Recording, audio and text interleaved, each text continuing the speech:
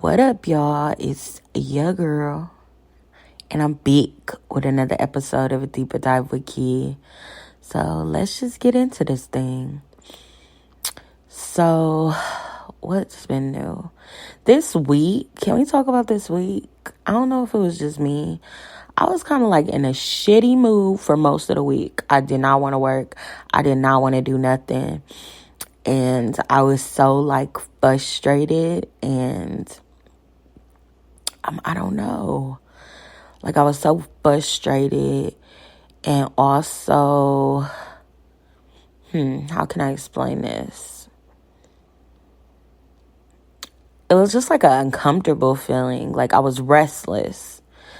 This week, I was definitely not feeling the best, especially because I've been managing to be in a pretty great mood. But, you know, those down times are necessary. And, you know, they help us really enjoy those up times, those good times.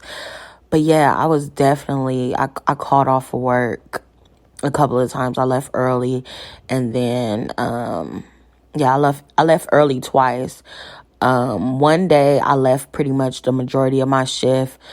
The day before I had left, like, what was it? Like maybe 5 hours into my shift. I was just not feeling it. I was like, I do not want to go to work today. Like this week, I do not want to go to work anymore. And I think that's what's like so frustrating in this period of my life is that I feel like I'm closer than I've ever been before to achieving my goals, but I'm still not there. And it's just like, I don't know how to explain it. It's just so frustrating because you're like, oh my God, I could see it. I could almost taste it. I've gotten evidence that like I'm on the right path, but like I don't see anything happening. And it's like a constant battle with myself from like, it's like I have two sides to myself. I have this side where I'm like almost always optimistic. Like I'm very, very optimistic. And then I have another side of me, which is my very logical side. And I'm just like, but I don't see that. Like where's that though? Like where's that though? And so now that like the smoke is clearing from, you know, those several posts going up, you know, I'm starting to lose followers. People are starting to fall off, whatever. But I'm still grateful nonetheless that, you know, I still have so many people following my TikTok than I've ever had on any platform. So I don't take that lightly. But I'm also the type of person, it's like I fight between myself. It's like, okay, go with the flow. And then another part of myself is like, but bitch, like what you gonna do now that you here? What you gonna do? It's like I'm always fighting myself. It's like I'm like 10 different people, child. I'm like 10 different people. But that's been what I've really been battling lately is that like last year, I remember having a specific conversation with my homegirl and I was just like, okay, I got the products, but I don't have the platform. So if I have the platform, how, you know, if I have the platform, I can do the products. It's like I'm doing things backwards. And so now that I somewhat have a platform, it's like, okay, how can I combine the two? How can I, you know, make it make sense? I've never been a fan of people who have had a big following but did nothing to it. They didn't utilize, you know, what they have. Like I always used to look at friends with like a certain amount of following that like if they weren't doing something impactful, it's like, what is you doing though? Like, what is you doing? Like, why is you famous for nothing? Why is you like not hating on a friend, but knowing that they had a lot of potential and they wasn't putting themselves out there. So it's like, why do you have all these people following you and you're not going to use your influence to an advantage to do something of impact? You get what I'm saying? So now that I have a substantial amount of people following me, it's just like, how can I be impactful? Because I've waited for this moment. I waited my turn. I waited for this moment. So what can I do to really like utilize this moment? And so it's a lot of trial and error. And I know this is nowhere near how big my platform is going to get, but I do struggle with staying in a space of gratitude and then also having a sense of urgency to get something done and accomplished. So that's been my constant battle in my life. I feel like more so now I'm trying to stay present. So it's like I got this person on my shoulder, like my higher consciousness on my shoulder, like, okay, stay present, like stay present. And then who I want to be and what I want to do is like, okay, we gotta get this going. Like, what's popping? Like, what we doing? Cause like, okay, now I got this. Like, let's go. Like, I'm very much a let's get in the car and drive type person. Like, what we doing? Like, what we doing? I'm very much an action oriented type of person. So having to be like water in this period and really go with the flow, because I'm so like anxious and I'm always on go. Like, it's so hard. So it's like this battle. It's really this battle that I constantly struggle with. I'm just like, okay, now that I got the following, like, how can I use this to transition into this business? But I have to keep building. And that's what I got to keep reminding myself, is just to take it day by day. Just because your evidence came overnight doesn't mean that the shift happens overnight. It's still those small steps. It's still, those small steps. So now what I've been trying to do is mastering one thing and then diversifying. So I noticed that like I was getting shadow banned, and I know I've talked about this a few times, and I was like frustrated. But what I've been trying to do, because I always want to look into the silver lining of things, I've been trying to diversify and quantify, what I've done on TikTok. So I used them shadow banning my post or my post dropping in views as an opportunity to start, posting on different platforms. So I don't use the Dream Genie account anymore. I just want like a fresh start. I want to be authentic from the jump. I feel like, in a way, I feel like my old page is it's an old thing. And I don't want to build on like old soil that's like, it's not fertile. I want to build a new thing. So that's what the deeper dive with Key is, because I want to be all things myself, I don't want to hide behind the Dream Genie and a dreamer that manifests and stuff like that. Even though I still like that name, we may still try to copyright it and do something with that. But right now in this period of my life, I want to be deeper. I noticed that like even like my friendships that had to leave, I feel like as I got to where I am in life, I started to be more open. I started to be more honest. But I noticed that like as I got more honest, things couldn't stay. And so I'm excited to welcome new friendships that I can be honest just from the go. Like I can be my full, complete self. And then it's just like, if you don't like who I'm presenting as, you don't have to stay here. Rather than being that type of person that like you have to break down walls with me. I just want to be full in everything that I do. And so even though friendships have left me, I'm grateful because they left me at a point where like I was my fullest self, and like I left nothing off the table. Like I told people how much they meant to me.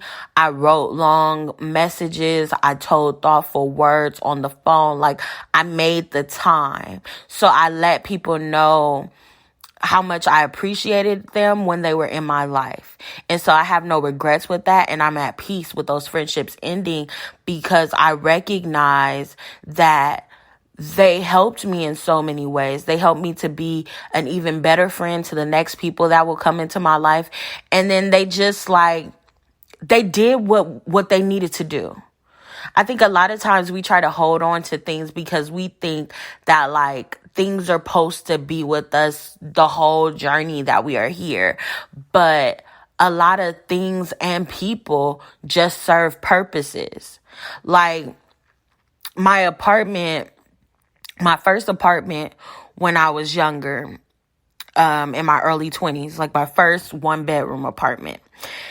That apartment was so necessary. I wrote my first book in my apartment, or I started what would eventually go on to be my first book. I started really like carving my life out and making a vision and a plan for my life. I became a woman in that apartment, and it's not just about like sex or losing my virginity, but like it was so many things that happened in that apartment. Just like I went through struggles. I went through my last suicide attempt, like, suicide ideation, I guess. Like so many things happened in that place. Like friendships blossomed and, friendships ended. And it was just a great place. Like I started dating in that apartment. Like I started, I had my first, guys over. I really became an adult in that apartment, I feel like. And this goes beyond, sex. Like I had a job, I was paying bills. Like that apartment served its purpose. And a lot of times we try to, hold on to things like I mentioned earlier, but when it was happening where I had lost my apartment, I was devastated because I'm like, here I am, going into debt,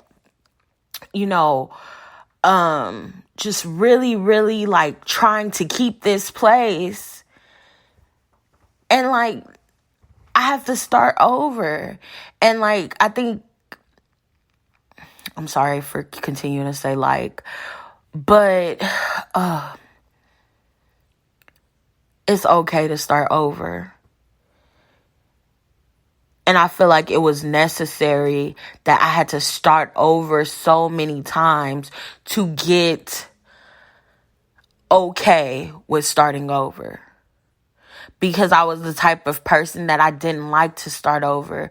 But so many times in my life, I've had to start over. So I've developed a muscle of learning how to pivot, learning when things are no longer serving me and allowing them to be released. And it's been easier because I've had the knowledge from past experiences that have equipped me to move forward in a way that is more with ease than dis-ease.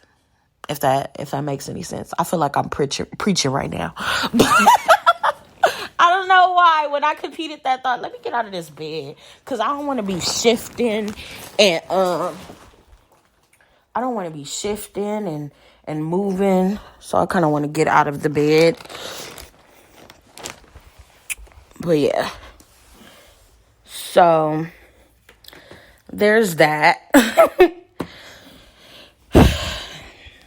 There's that.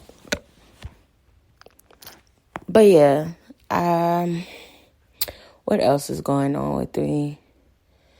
Yeah, I think that's like my deepest battle right now is trying to remain present even though things are in the works. Because I get really excited because I have the gift of foresight. And I feel like sometimes I have blinders when it comes to my own destiny, but I can see so clearly when it comes to other people. But I think it's kind of a good thing because it lets you not manipulate the gifts that God gives you. Because I can look at somebody and see what they're really great at and see like what's going to catapult their future. And I could really just like tell them, like I could have one conversation with somebody. I'm like, you need to be doing this. And like, I will say something that will trigger a chain reaction and help catapult them into what they need to do. And it's so great having that gift. Not saying that like, I don't know what I was saying, but it's great to have that gift, but I understand why I can't use that gift on myself, because then I would like manipulate everything and be like, okay, well, I already know what to do. And I would get like, it wouldn't be necessary to go through all the things that I go through because I would already have it figured out. But I think like, I don't know, it's a good thing. It's a good thing. I'm not going to look at it as the negative thing. Yeah. La la la. I don't know why I just had like a brain fart. Usually it be flowing, and then I had a brain fart because I just have so many things that I wanted to talk to y'all about. I had came across, that's what I wanted to pivot into. I had came across this post where B. Simone was just addressing people, talking about her shape. And it reminded me of these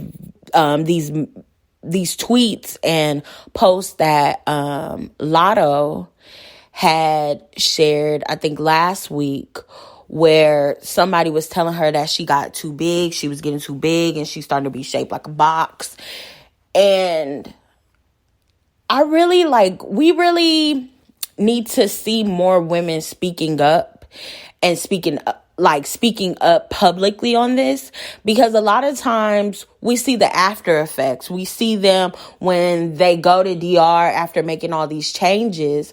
But like, I'm liking a conversation where people are standing in to their authenticity and being like, hey, this is my body, I accept it. Like, what's really wrong with y'all? Because it's not me that has the problem. Like, I like who God has made me to be.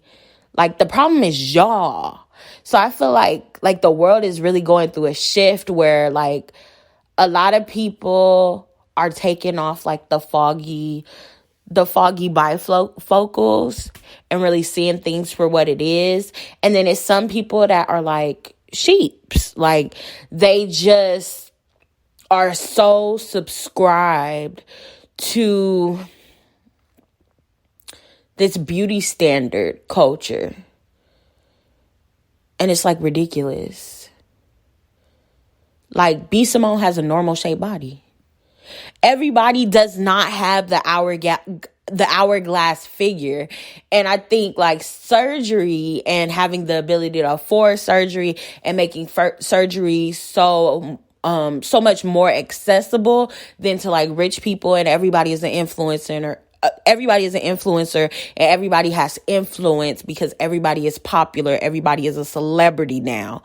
That people often negate the fact that like there's more than one body type out here. Like, everybody is not going to have the big boobs and the big butt and the big hips. Like, there are people that are naturally shaped with big boobs, and then they might have a smaller bottom. Usually, it was rare to see you blessed in both areas, because a lot of times when the person has the nice shape with the big butt, they often have smaller boobs. And then there are those rare cases that the person has big boobs, big butt, big hips, slim waist. There are those things, like, but it used to be like a hot commodity. And now that it's so like easily obtained. It's like everybody has that shape. So everybody is feeling like, oh, well, you don't have that shape. Like, go fix it. Because you need to look good.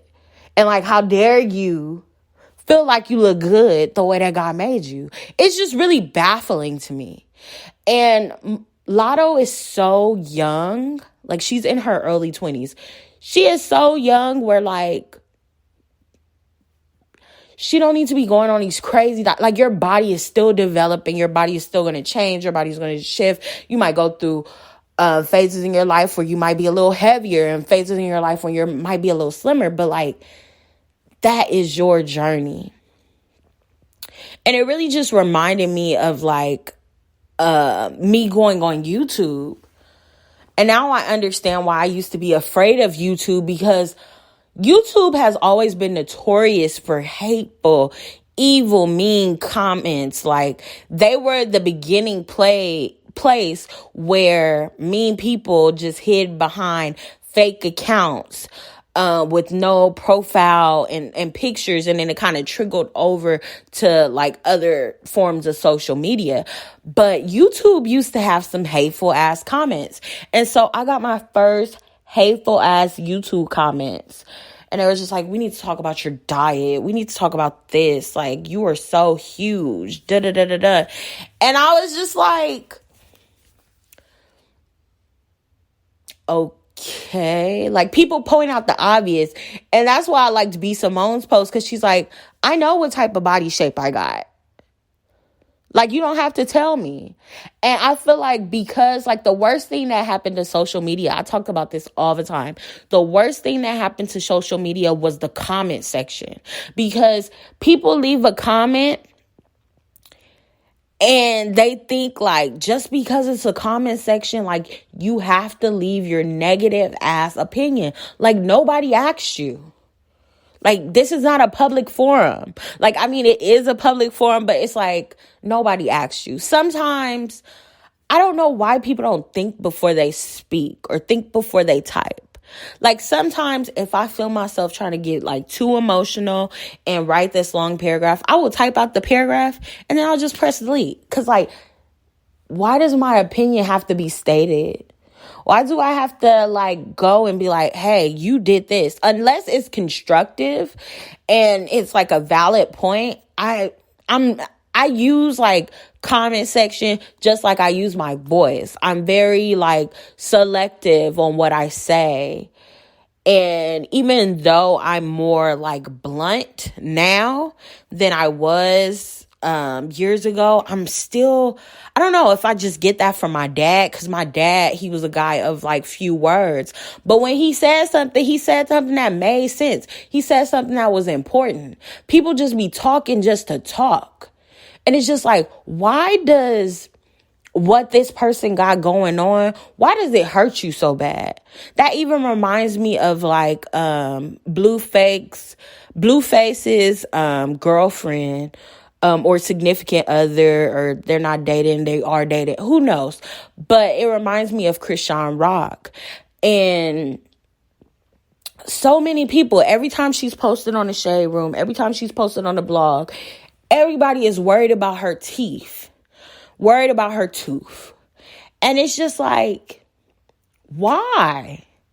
And so I actually fuck with the fact that, like, she stood on her shit and was like, you know what? I'm not getting it fixed. If I change my mind and want to get it fixed in the future, I'll get it fixed. But I'm going to stand on it. I'm going to make this, like, I'm going to make my difference in appearance. I'm going to make that a bold statement.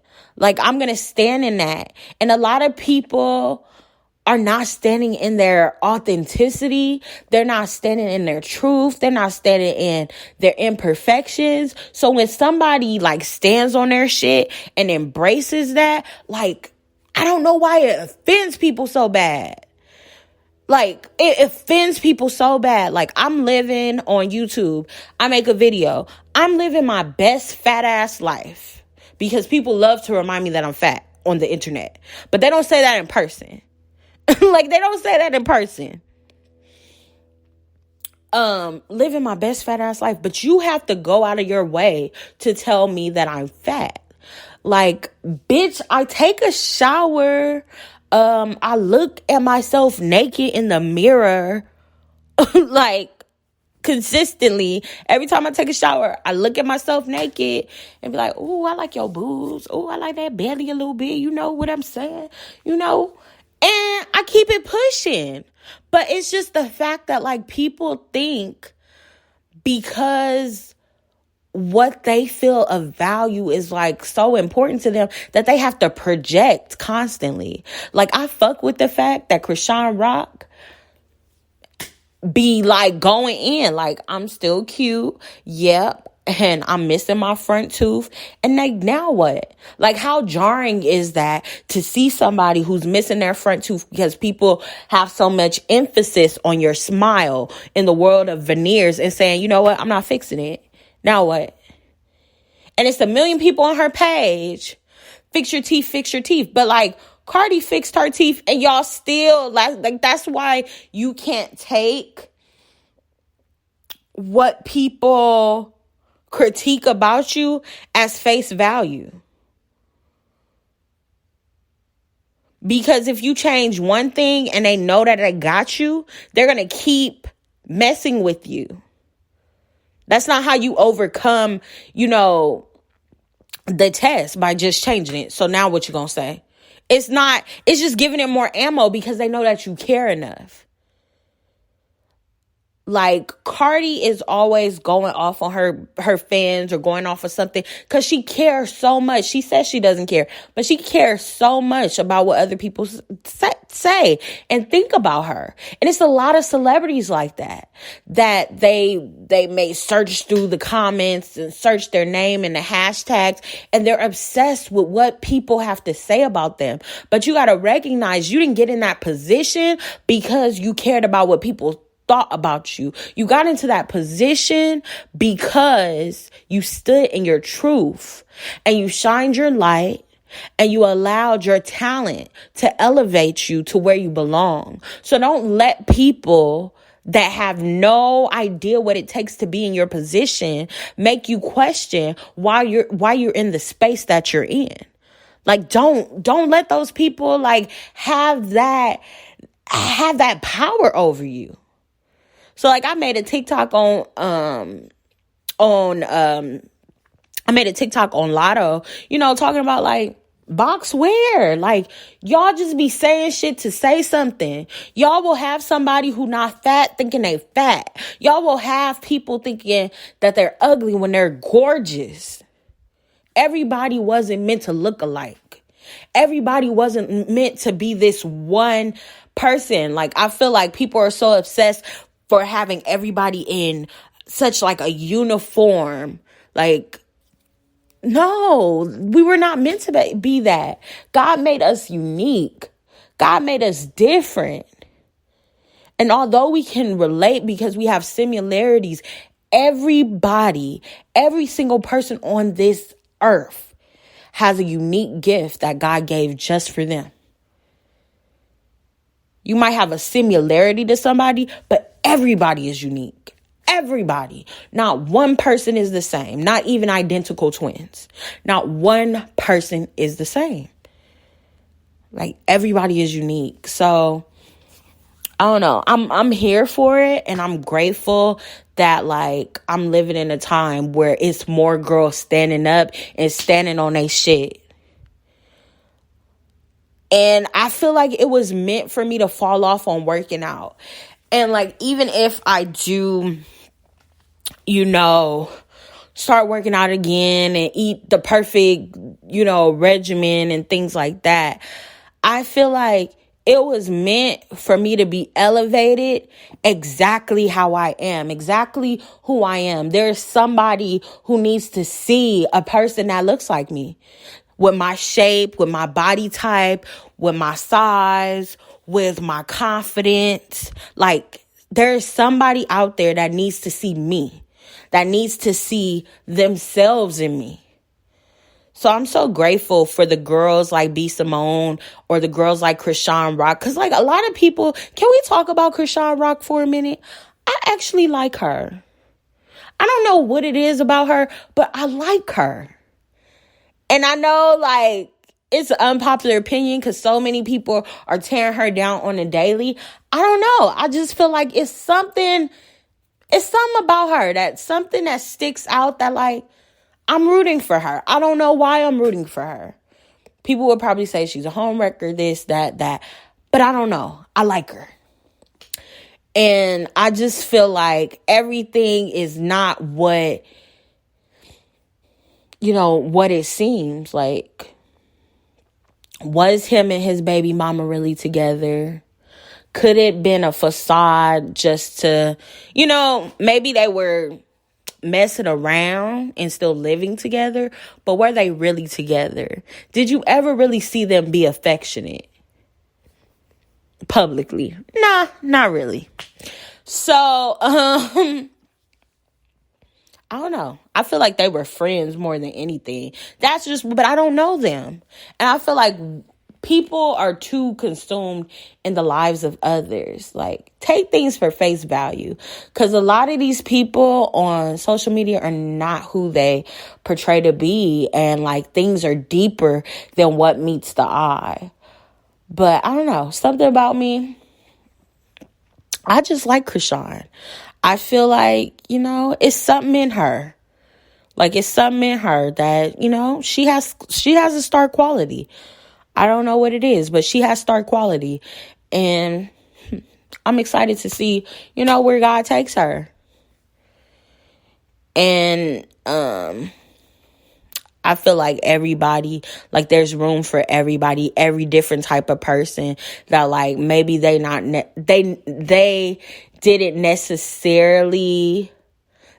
necessarily the type of people that you would really subscribe to. But I'm really just in a space where, like, I love people standing in their authentic truth. And since we're talking about our authentic truth, I got to talk about the Will Smith Oscar situation. So they finally came to conclusion on his quote unquote punishment. And so they banned him from the Oscars for 10 years. He's going to be in his 60s before he can attend another Oscar. And I just feel like it's really excessive. Until the Janet Jackson documentary, I didn't realize how much that day at the Super Bowl cost her. How her album sales, like, I didn't notice that, like, I didn't recognize how, like, they kind of took her. She was the it girl. It was a period where, like, Janet was everywhere. And then it was a period where Janet was not. Like, it was like Janet done fell off. And, like, she was still a star in her own right, but she wasn't that it girl no more. And I feel like every dog has his day. Like, everybody has their day. But I'm just tired of us allowing them to make examples out of Black people, because it just really don't sit right in my spirit how they're like, it's a titty. People get breastfed. Like, they did all of that for a titty publicly. Her album sales declined. Her partnerships were getting snatched. And Justin Timberlake rose to, like, more fame. Every dog has his day, like I'm saying. And so now he's starting to finally face some of the repercussions, and people ain't really fucking with, him like that. But, I mean, he had his moment. He had his run. I don't know. It's just weird. I just feel like they often try to weaponize black people being human. Like, kids are watching. Your mom doesn't take a bath with you? Like, your mom, like, you've never seen your parents naked? Like, I just don't understand why we weaponize the human anatomy so much. Like, it's natural. Like, people get breastfed. Like, what's the problem? It was a nipple. Like, it was a nipple. Like, it wasn't a clitoris. It wasn't a pussy. It was a nipple. Like, it was a nipple. Get over it. Just like how people are blowing up this Will Smith, Chris Rock thing is how I feel people blew up the Janet shit. Like, it was a nipple. It was a slap. Like, how many times have white people gone places and shot up the place? And it's all over the news, but y'all don't care about our mental health. Y'all don't care about the traumatization when y'all show mass shootings in real time. It's just people pick and choose what they want us to be traumatized. I don't think he traumatized those folks. I'm not trying to minimize their pain, but come on, get the fuck. And you know what? I'm really disappointed at other black men vilifying him. Like, I'm really disappointed. And I was watching the Joe Budden podcast. And so I was with Joe at first because I was like, okay, Joe is, he talking his shit. He talking that talk. And then he turns back around a couple of episodes later and he's doggy pedaling. He's backpedaling like a motherfucker. And I'm just like, what the fuck? Like, he's like, oh, well, he was bullied. And I don't understand, what Chris Rock had to be. That has to be very traumatic to get slapped publicly and da-da-da-da. And I'm just like, bruh. But then when they brung up Will Smith trauma from childhood, but he's a grown-ass man. Well, if you can dismiss his trauma, why you ain't dismissing Chris Rock's being bullied? Like, it just don't make sense. It don't make sense to me. And it got me looking at these guys funny, especially black men. It got me looking at y'all real funny because he was just a golden boy.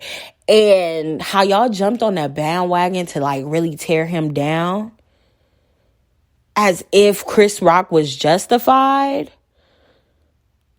I don't know. I just feel like overall as a person, Will Smith has just had the utmost dignity and what he's played, the roles that he's played, the things that he wouldn't do, the characters that he wouldn't play. Chris Rock had no shame in everything that he's done. He's played a crackhead. He's played he's always on drugs and he has no low. He has publicly made fun of black people for standing on their shit and protesting the Oscars. He just gives me coon. Especially when I see him letting his friend that was white, that is a comedian, drop the N-word with the hard ER. And he's saying it with the hard ER. No. And I'm just grateful that I evolved because I did, in college, I had my first white homegirl. And, close homegirl. I had been around white people, but you got to remember, I grew up in Compton. So this was my first really close relationship with a white homegirl. And I'm young. I'm 17 when I go off to college. So I did allow her to, say what I said and allow her to be comfortable. But as I just grow and the more I know about our people and our struggles and stuff, that shit would not fly today. You cannot drop the N-bomb in front of me. I'm looking at even Latinos that got black kids that don't claim blackness. I'm even looking at y'all a little funny. I'm like, it kind of make me itch a little bit. And I don't know, if if it's even room to say that shit no more. I'm trying to work on it. I don't know if, because I often said it, but now I recognize like why my cousin, he got to a point where he does not say it anymore. He does not allow people to say that to him. And I don't know, I might be getting close, because I just feel like if we take it, maybe we should just do away with the word, like, instead of even using it to empower ourselves, because we can't gatekeep the word, because people are going to say it. I feel like if we banned it as like just a racial slur in general, maybe. But it's like we grew up on like hip hop culture. So, child. It makes my skin crawl. It makes my skin crawl because you were well grown. Like, you weren't a teenager. Like, you were an adult.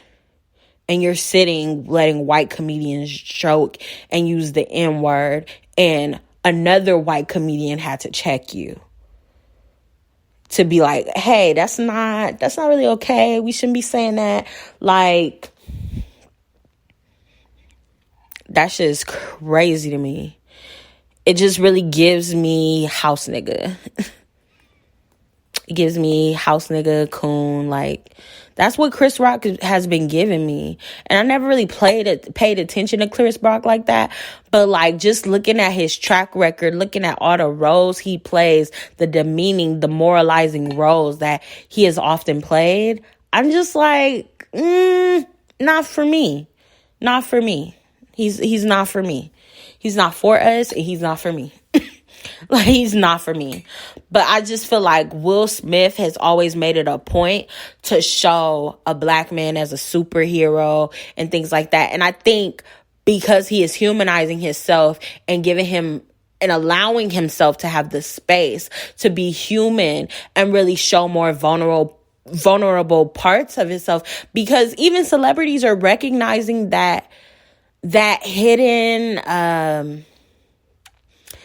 person, it's not working no more. That little mysticism that a lot of celebrities held close to them is that in order to be big now, you have to have some type of personality. You have to show your realness. You have to show your authenticity, because people don't want to just meaninglessly follow a hollow shell of a person that we barely know about. You know? So, I don't know. I just feel like 10 years is a lot. And honestly, I hope, but I feel like it's highly unlikely, because we can't band together for some reason. We just can't do it. I hope that black celebrities like stand together and like really boycott the Oscars, like make them invalid. Like, we have let them overcome, like, not overcome. We have let them like pass us over so many times for these fucking awards that we well deserve. And it's just crazy to me. Like, it's so much stuff, like, especially when people say, oh, this happened on the Oscar stage. This is not the Source Awards. This is bourgeois. Like, it's so much cringy shit that happens at their awards, and like, it's not talked about. They can act the ass. They can act crazy. They can damn near molest people in person and in public. But black people always have to be on their best behavior. We always have to be better. We always have to be like the most respectable person in the room. And that shit is crazy that we're always trying to be like, hey, but we're all not like this. Like, y'all have serial killers. Y'all have, crazy type of people. And y'all not holding y'all to the standard of just one group of people. So it's just like, why do black people have to hold ourselves to a standard of one type of person? Like, we're not all hood. We're not all gangbangers. We're not all this, or we're not all ghetto. Like, fuck that. Be ghetto if you want to be ghetto. God damn it. Like, be who you be. Period. Be who you be, okay? Like, come on. I don't know. I just, the more I hear black men talk about this, I'm just very, like, cringed to be like, oh, he could have just took him to the back of the room. He could have. No. I think it's time that we stand up. Public disrespect on any level is not okay. And I hear this thing going around like, well, people can't be funny. People can't do this. People can't be that. I think it's a time right now that, like, joke about yourself. If you can't make good jokes about yourself and what you've been through and you don't have enough material, start enjoying life more so you can get more material. But I just don't feel like your jokes need to constantly be at the expense of other people. Like, have something else to say. And if comedy is a dying art form, then so fucking be it. Because I just feel like it's so many brilliant fucking comedians that just talk about their life experiences, talk about the things that they've been through and make a joke out of that. And it's all these people who have really got to the top for being little hagglers and roasters that they think like, oh, well, nothing is off limits. Like, it is. And also, can we talk about Chris Brock brother doing the fucking most? Like, calling Jada a bitch public. Like, it was just a lot. She didn't even slap your brother, my nigga. Like, she didn't even slap your brother. So the fact that, like, you want to bring her down even more, it's just crazy. It's crazy, the disrespect for black women. It's crazy, just how, like, I don't know. Like, they don't feel like they're trying to turn this on a Jada thing. And also, can we talk about their marriage? Like, everybody is talking about their marriage. And not, can we talk about their marriage? Can we talk about the fact that everybody is trying to bring up their marriage? Trying to bring up how she's a bad woman. And everybody's marriage is different. Everybody's relationship is tailored to how they want to be tailored. There was never any infidelity in their marriage. They have an honest, open relationship and an honest dialogue. And they weren't really, like, together on that type of time. They were still married because they were still a union, but they weren't even together on that type of time when she started messing with August. He gave her the space. He was traveling the world and he gave her the space to do what she do. Romantically. So I'm just tired of seeing this narrative try to not only vilify Will Smith, but vilify Jada and be like, oh, she's this bad woman. She cheated on her husband and she never wanted to get married. Like, now they're just taking clips and just circulating like, oh, like everything, like all these clips is old as hell. And they keep circulating these things to play a narrative. Like, Chris Rock done kiss ass to the right people. I tell you that. Because this smear campaign, he don't even have to say nothing. This smear campaign that they got to Will Smith and Jada is disgusting. They already weren't feeling them because they boycotted the Oscars. Let's really talk about what it is. They already wasn't feeling them because they're some of the top stars. And they called out Oscars for being so fucking white. But I mean, it was a white establishment. I think we got to stop calling out white establishments for not including us and hold our establishments in more higher esteem. We should be able, like, we should call the best people in Black Hollywood and even Hollywood who believe that, you know, we can come together and create a new thing. I just feel like all these old things from damn near 100 years ago, damn near 50, 60 years ago, they gotta be 60 years ago when these things were created, 94 years ago when the Oscars were created. It was a racist ass time. It's not about fixing the structure. It's about creating a new structure. You can't build a new thing with old soil. You cannot build a new thing on old soil. That soil has no fertile ground. Everything that you plant there will have thorns and it will die. So I feel like they should just do away with the Grammys, do away with the Oscars, and create a new thing. So that's really where I'm feeling. It's just like, I remember being a kid and, being able to sing and stuff. Everybody's dream is to get a Grammy, get an Oscar, get a this, get a that. But I feel like it's kind of time now we stop holding them in such esteem, because they have no time. I mean, they have no problem trying to, tear down our self-esteem, our self-worth. It's so many great actors, great Black actors that have deserved Academy Awards that have never been awarded. And so many mediocre ass actors. Like, let's talk about it.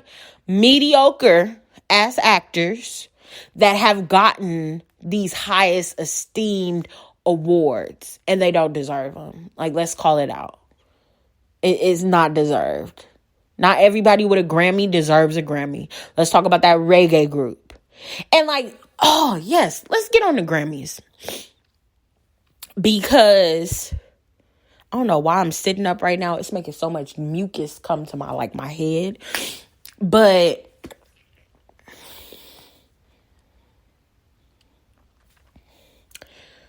the reggae group that performed over Spice. Reggae is not as big. I'm gonna be honest. Reggae is not as big as it once was. Like, growing up when Sean Paul and just everybody Kevin Little and just all these people, reggae was at the top of its game when I was growing up. But reggae is still, it's still a category. But it's I've heard of Spice. I've heard of these other Black artists. I feel like Afrobeats is what reggae used to be. Like how reggae was really on the top of its game and it was just so fire at one point. That's how I'm feeling Afrobeats is right now. This is the new wave. But to have all them white people, let's talk about it. How about those white people with fake dreads that nobody has heard of? The Grammy, I'm tired of us being outraged. The Grammy been not caring about us. They been not giving a fuck about us. Every time somebody who really deserves the award is at the forefront, they keep telling us that they do not care. They do not care about us. And so it's why do us as Black people? It just makes me so sad for us.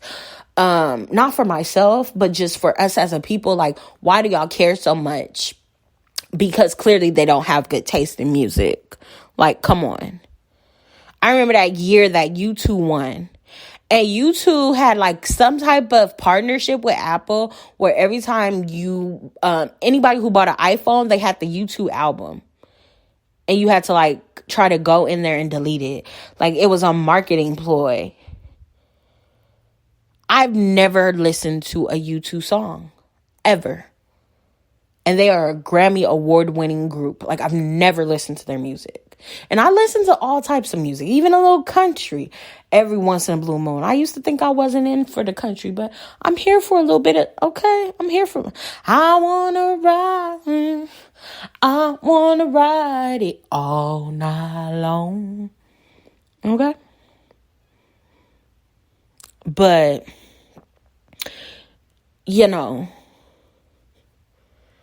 how many times do we have to let people disrespect us to stop? Stop holding them in such esteem. Stop waiting for them to give us a seat at the table. It's giving desperate now. Build your own, hold it in high esteem, and make that shit bigger than they shit. Like, nobody even, well, I don't know. I feel like most people don't even watch award shows. And, like, it's just not even good no more. Like, it's not even, just make good content, honestly, because it's on to the next in a minute. The way people are digesting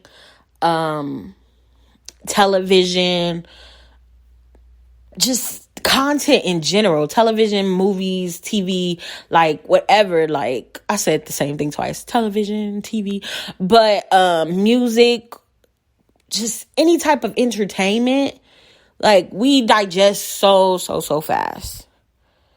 So I think we need to get into a time where first that we stop having this microwave success and we put more thought into our art so they can live on. Like, not the 50 song albums to speak the streaming and like finesse.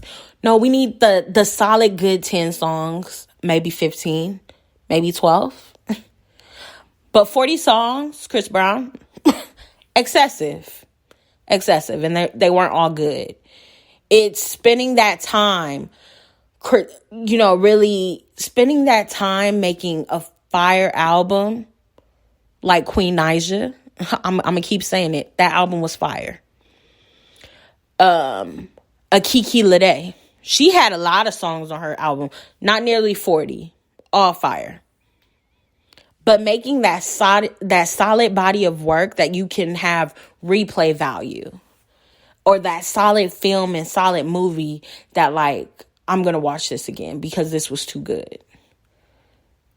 And I feel like it's going to come a time, I don't know when, but it's going to come a time when we're going to have to get back to that because the microwave success is just, it's giving cheap. Like, it's giving cheap.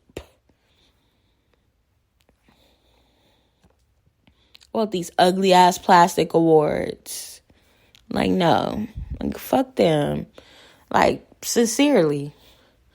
But I am happy that Jasmine Sullivan should have been got an award. Should have been. And you know what is annoying? Even though this album that she had was really good, I just feel like sometimes the Academy, they give pity awards. Not saying it was in this case, but a lot of times they give pity awards after they have continuously, like, slept on people and just, like, overlooked them. It's just crazy to me. But yeah, that's all I have to say today. I don't know what the name of this episode will be, but I'll figure it out. I hope y'all have a blessed week. I was supposed to start that with this, but we was just chatting, child. We was just chatting. I hope y'all have a blessed week. Thank you so much for listening. If you like my podcast, please subscribe to my YouTube. Please subscribe to it on Apple Podcasts or wherever you may listen to it, Spotify, what have you. Give it a thumbs up, give it a comment, review. What you want to see next, some suggestions. Only if they're constructive. If you're a hater, just, go about your business. What else? Yeah. If this is one of your favorite podcasts and you like what I have to say, even though I am unprofessional as fuck and I'll be rolling around in my bed and you hear the plastic on my mattress and you stall me out, share this with a friend, share this with your favorite homegirl, okay? Even though I stutter over my words sometimes, share it. So we can eventually have a team and I could eventually be on camera and stuff. I got a team yet, but I'm here, okay? So I hope y'all have a great day and thank you so much. Toodles!